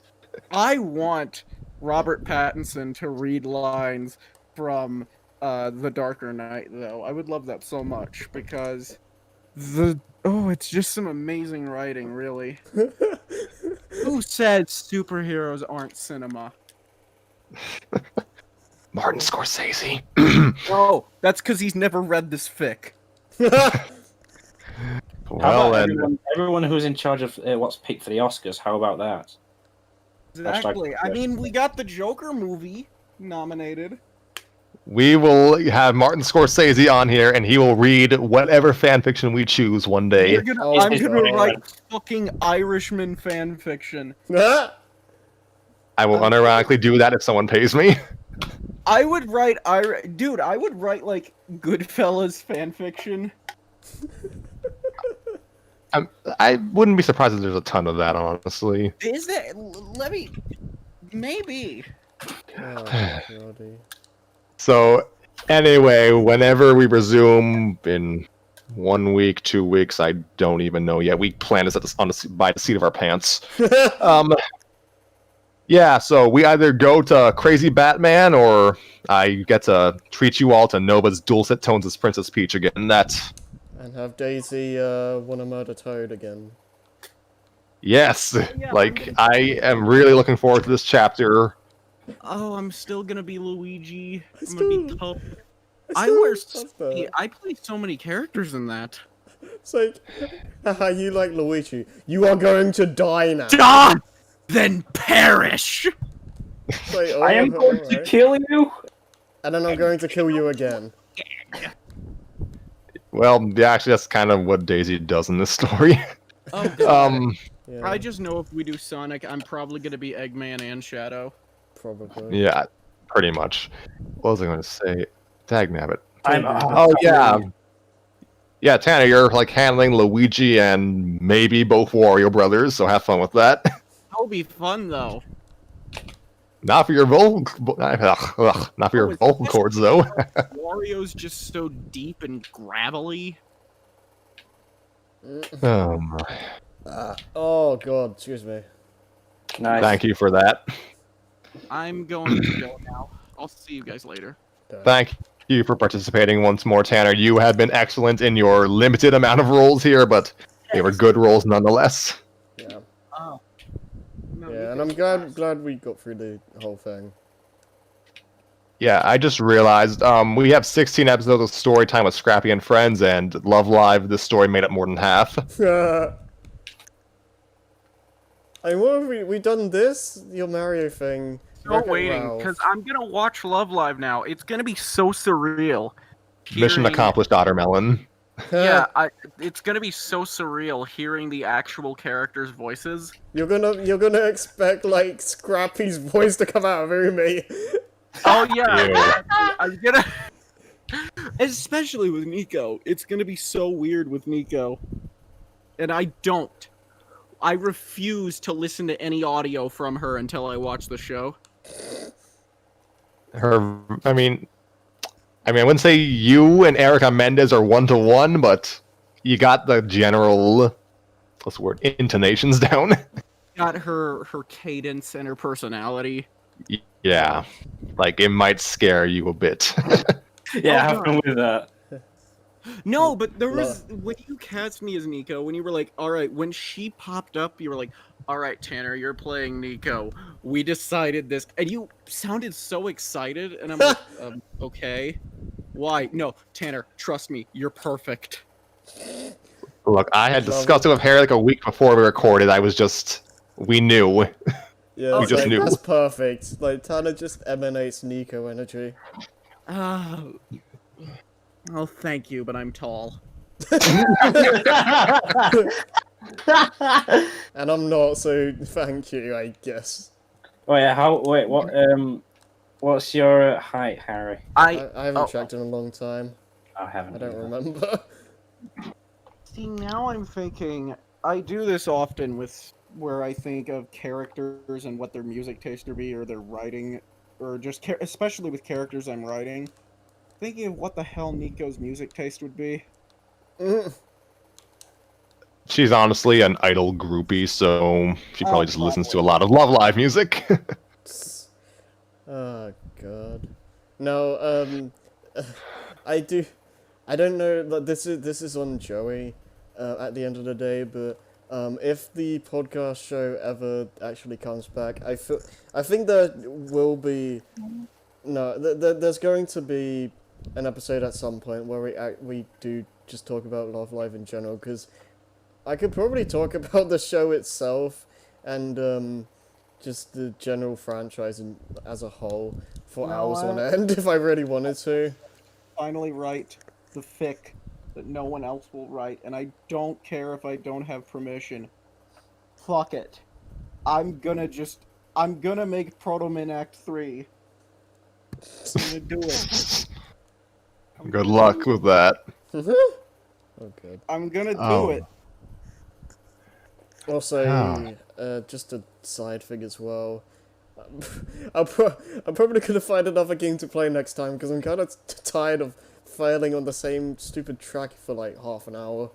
Yeah, I was watching nonsense. that as we were going, and I was just like, Harry, what are you doing? I'm trying to get the gold medals. It's driving me insane. Okay.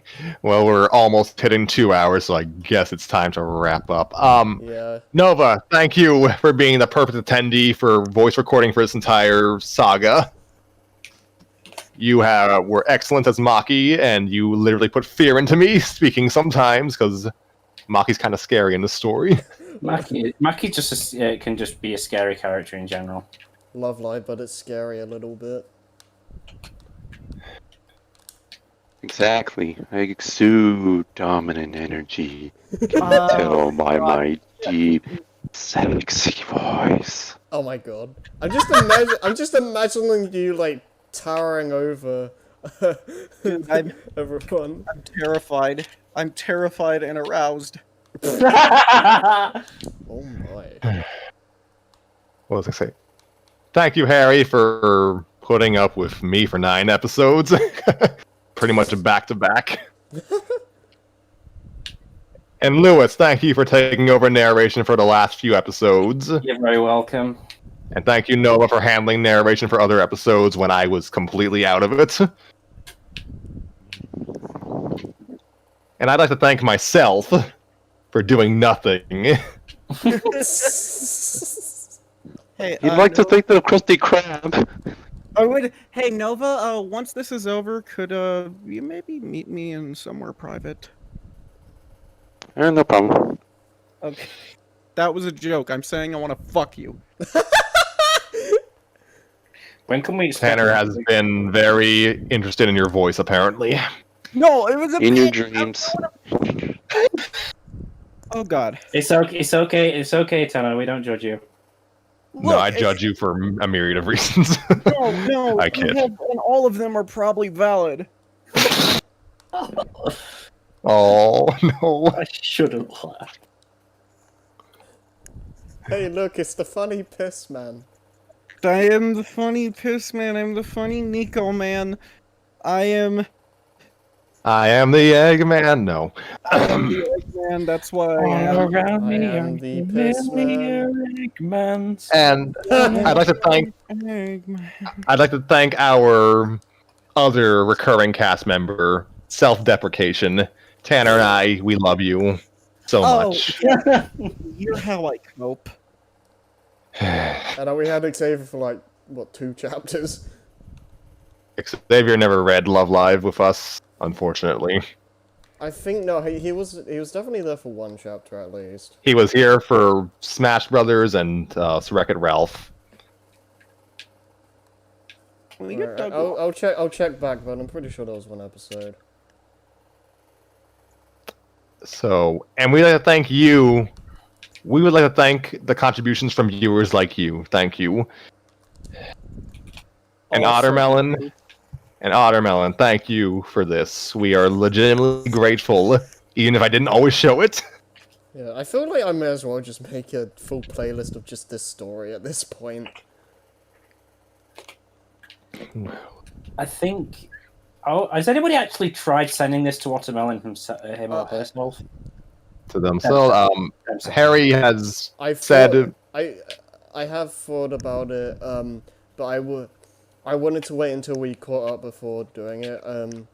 I might try reaching out to them about the. Hey, Ottermelon, watch this 14-hour playlist of us talking over your story. Yeah, that'll be great.